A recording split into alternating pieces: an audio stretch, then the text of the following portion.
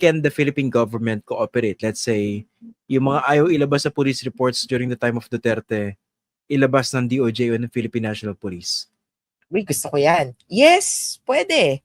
At pero kailangan ibibigay sa biktima. Hindi pwedeng isubmit nung Philippine Directly. government dun sa VPRS. Oo, medyo off yun kasi talagang biktima lang dapat ang kausap ng VPRS.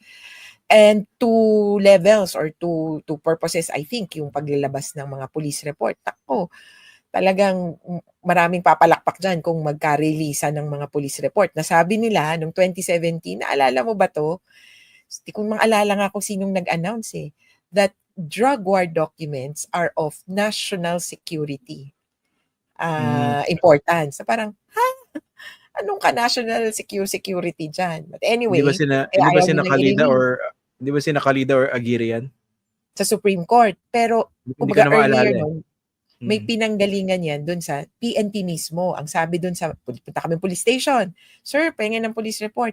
Kunin nyo sa krame. Parang kami, wow, bongga, meron kayong, kumbaga, general or systematic collection. Apparently wala. Ayaw lang talaga nilang mag-release. But anyway, yung police report, 2 parts, pwede mong gamitin sa proof of victimhood at isasabit sa victims, participation in reparation section.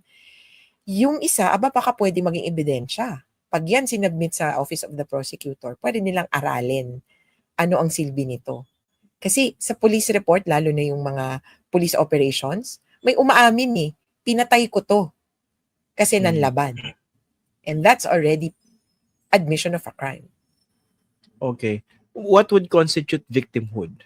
Kunwari, ang claim ng biktima ay hindi mo na ako nanlaban pero pinatay.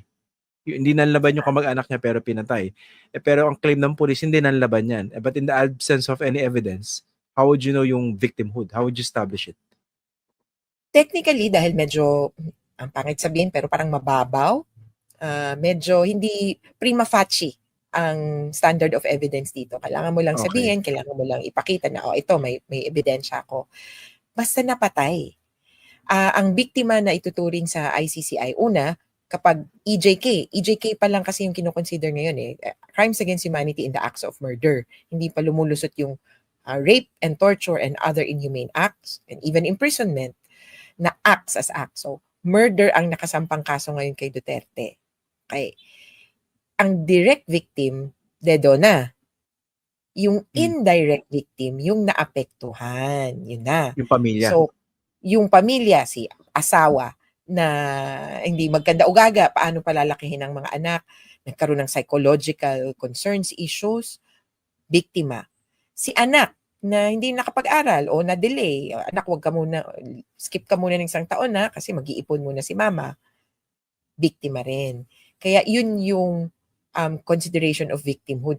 Tapos alam nyo, ito nga sabi ko nga, okay din tong ICC, may recognition siya. Sabi nila sa amin,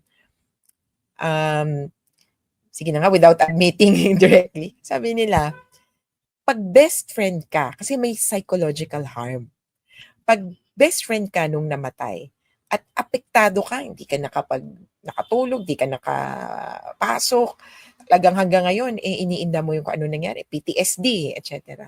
Kahit hindi ka nga kasama dun sa bahay, pwede kang mag-apply bilang biktima. At pwede kang madinig. Pwede kang madinig kasi apektado ka. Kaya sabi ko nga yung konsepto nila ng pinsala or harm, hindi lang yung dahil kapatid kita, dahil tapos sa atin pa nga, kapag yung kapatid nakapag-asawa na, iba ka ng bahay. 'Di ba? Parang ganon. So only yung immediate family. Ito hindi. Kung sa bahay nyo nangyari yung insidente, pinalabas yung mga babae at lalaki, nakatira yung pamangkin mo, yung pamangkin could be considered as a victim as well. Kaya malawak masaklaw. Kaya sabi ko nga, kailangan naming balikan talaga yung mga biktima dun sa kwento nila at dun magsisimula. Sabi din ng ICC, kumbaga, paano nila naisip to na may ganitong, pati pala si best friend na kahit nasa ibang bahay o nasa ibang lugar. Kasi yun yung experience ng mga biktima sa ibang sitwasyon. Na yung epekto nung either sa kanila may iba pang crimes, war crimes, wide-ranging. Kaya dapat kilalanin yon. Okay. Attorney Crazy, pag nagsalita na yung mga biktima diyan sa chamber, 'di ba? Ang purpose mapakinggan sila, makapag-ventilate sila. Can the defense, yung kampo ni Duterte, speak out against those statements or even try to controvert them? Well, they can send observations. But they cannot controvert it because it's not evidence. Kumbaga, hindi nila factually i-correct. Again, prima facie evidence lang to at gano'n. Essentially, the questions that the court will ask will be, who do you think is most responsible? Parang gano'n. Sasabihin ni Duterte, no, I'm not responsible. Ganyan. Pero dahil hindi naman siya ebidensya, hindi ito ang kakataluhin mo. Ang technically, ang magkabangga dito, prosecution at saka defense. Kaya Okay. sabi nga, paraan din to para yung biktima ma-insulate. Kasi titirahan yan, di ba? Na, mali ka, mali ka. Yung victims, nasa isang gilid, nasa isang team, at libre na magpahayag. Kaysa sa yung ipitan na, sige na nga, di na nga lang ako magsasalita, lagi naman akong kinukontra. Kaya paraan din to para mas maluwag na makapagpahayag. Okay. Tapos ito, Attorney Crazy, no? Alam ko marami na ako curious dito. Or baka iba hindi pa naiisip, no?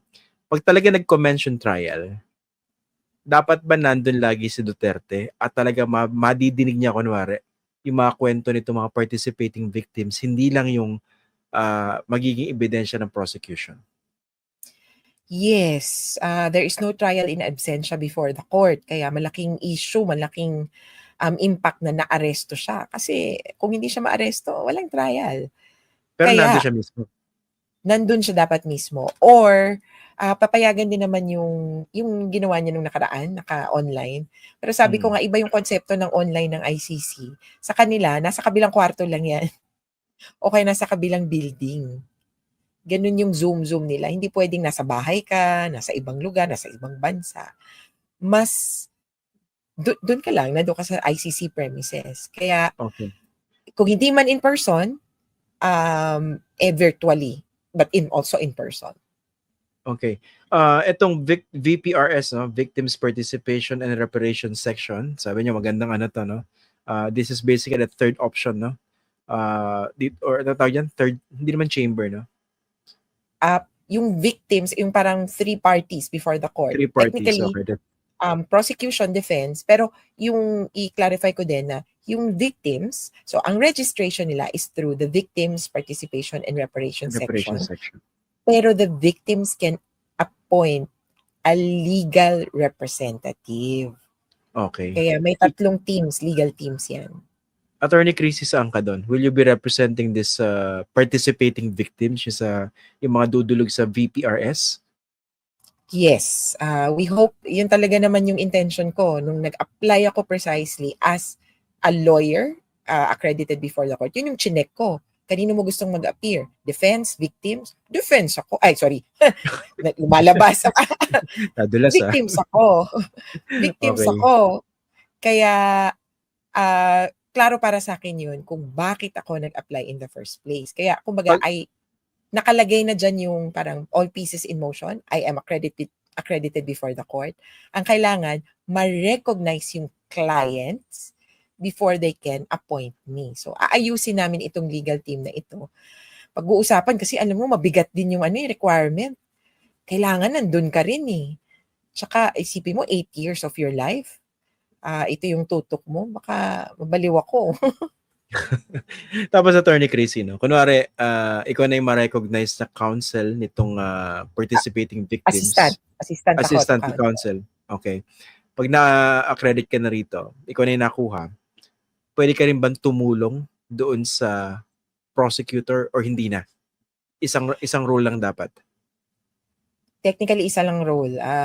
Magkakahiwalay yan. Sabi ko nga, hindi sila magkakampi talaga, si 2 versus 1. Ang Office of the Prosecutor, pwedeng makipag-ugnay yan, pero yung talagang tulungan, ibang level yon. At sa nakita ko naman, hindi stricto din itong Office of the Prosecutor dun sa pag-iimbestiga niya. Hindi siya yung tipong, uy, tulungan niyo ako, uy, ginagawa nilang investigation nila as independently as possible. So, Okay. sa totoo lang, hindi sila nanghihingi ng tulong sa victims. Kaya namin 'to, gano'n sila. Pero kung may gusto kayong ibigay, sige tatanggapin lang namin. Okay. So sa ngayon ba bukas na yung proseso nitong victims participation and reparation section? And as far as you know, ilan na ba yung nag-a-apply o yung nag-signify? Naku, hindi pa officially. Kaya yun nga, malaking pasabog. Kumbaga, ito yung process. Ganito yung una, hindi pa rin lumalabas yung final na household form. Pinadali ng ICC itong pa-household form kasi, ah, di ba isang bahay, kunyari may nangyaring patayan, alangan naman tig-isa yan, bawat biktima, mag-fill out pa. Isa lang naman yung insidente. So, yung household form, inaabangan namin. Balita namin, tansya namin baka mga May. Lalabas itong household form at yung period. 1 to 2 months yan usually. Pero pwede ding maging 3. Kasi sabi natin May, June, July, o baka hanggang August magpa-apply sila. May deadline din itong VPRS na mag-submit ng applications. So ipaprocess nila, 'di ba? Titingnan nila, pasado ba 'to o hindi ba 'to pasado? Kasi baka may mag-apply na definitely hindi pasok, katulad ng mga namatay after March 16, 2019. 'Di ba? Hindi nila i-consider as victims of the case. Yung exclusions and non-exclusions, yung accepted, parang isasubmit nila to sa court no ng August 20 at saka August 27. Yung mga up for determination, August 20, yung sure na pasok, yung sure na hindi pasok, kahit August 27. So, a month before the trial. Okay. Paano pala yung gastos niya, Attorney Chrissy? Kunwari, marami mag-apply as participating victims at natanggap. Paano naman silang lilipad?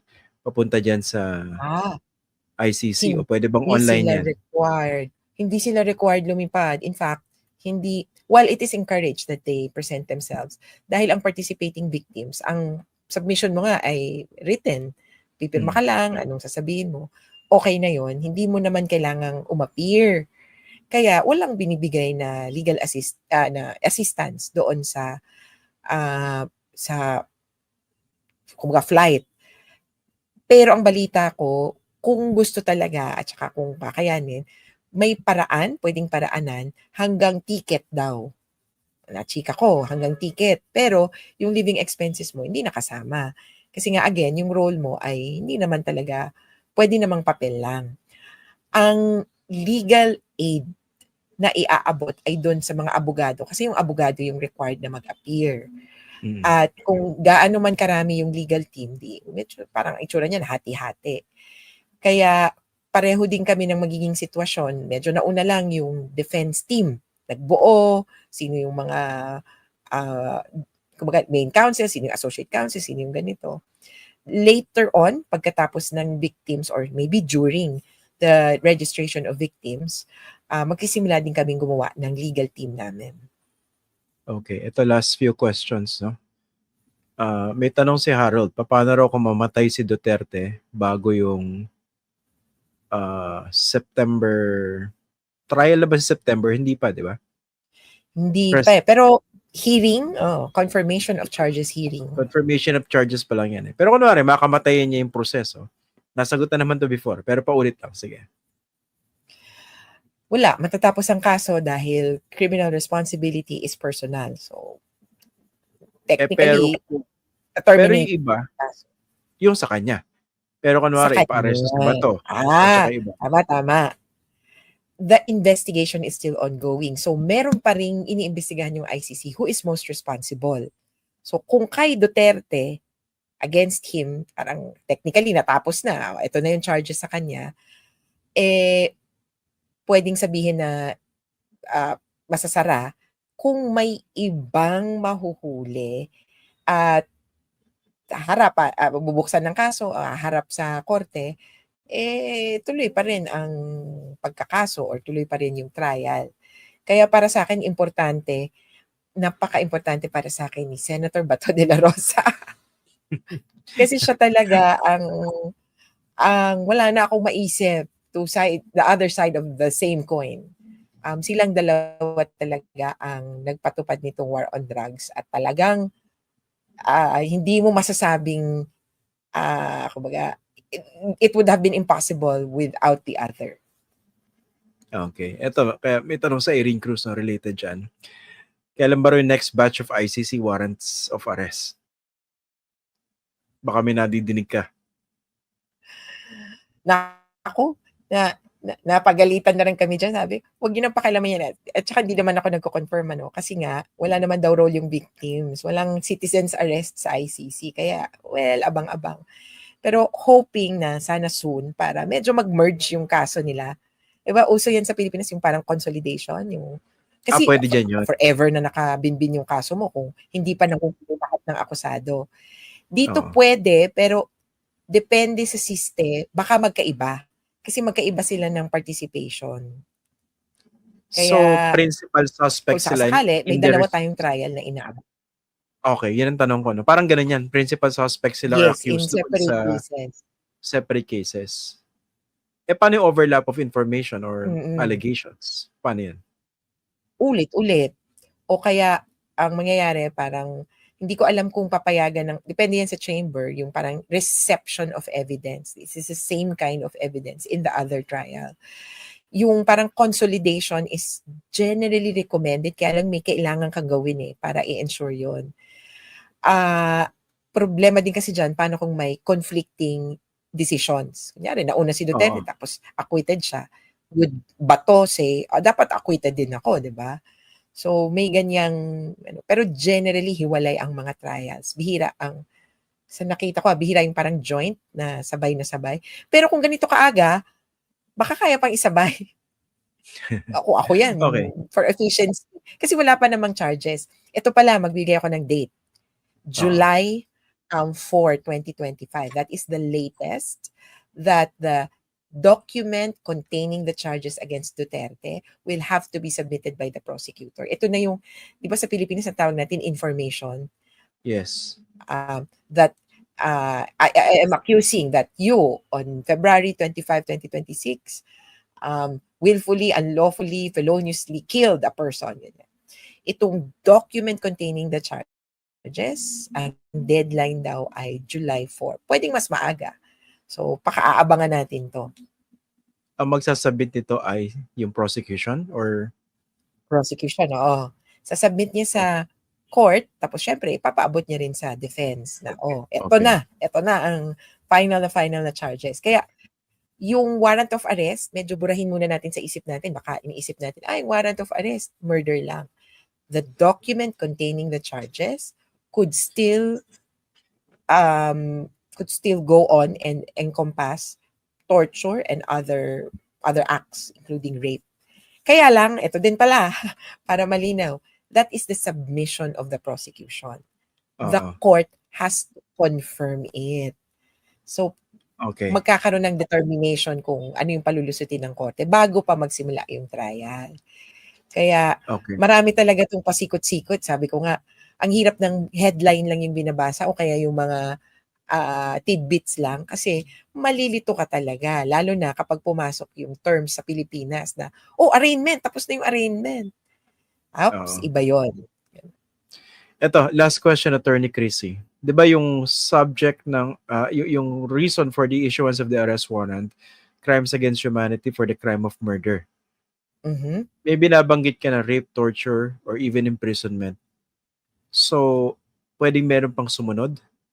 Tapos ito yung basis? Yes. Pwedeng sa confirmation or the document containing the charges, doon ilagay or ipasok pa rin ng ICC prosecutor yung dagdag ebidensya. Pwede pa siyang maglagay doon ng essentially bagong argumento. Kasi doon sa warrant of arrest, kinailangan kung ano yung ipinanghuli sa kanya, yun lang. Yun yung sufficient na yung evidence to prove na, sige, hulihin yan. Pero yung charges, it's a different thing altogether. You could expand it, but you need to convince the court.